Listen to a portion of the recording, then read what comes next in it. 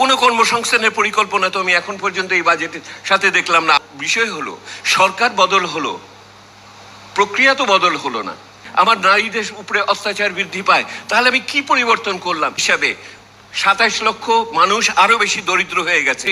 আমার অর্থনীতির পথরেখা কোথায়? পারবে আপনি কি স্বচ্ছতা দিয়েছেন আমাকে বল। আপনি কি আমাকে বৈষম্য বিরোধী শিখাচ্ছেন? নতুন সরকার কাঠামোগত কি পরিবর্তন করলেন?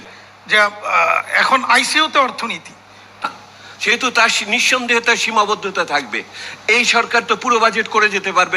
ওইখানে নতুন ধরনের চাঁদাবাজি শুরু হয়েছে। এবারেও কি দেশের মানুষের সঙ্গে বসে আলাপ করেছে যে দেশের মানুষ কেমন বাজেট চায়? ইটস এন ইন্টারিম বাজেট, আসলে এটা সত্যিকার বাজেট নয়।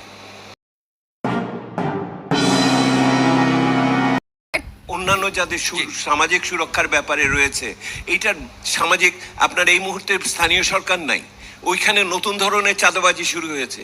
আপনি ওইগুলোকে যদি ঠিক না করতে পারেন, শুধুমাত্র 8% অফ দ্য জিডিপি দিয়ে আপনি বাংলাদেশের পরিবর্তন দ্রুততার সাথে ওই এলডিসি উত্তরণ কিছু করা সম্ভব না।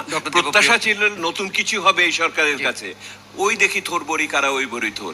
কি জাতীয় আরেকটা কাজ ছিল, সেই কাজটা হলো এই যে আমরা শ্বেতপত্রে যেই কাজগুলোর কথা, আমরা যেই পরিস্থিতির কথা উন্মোচন করেছি,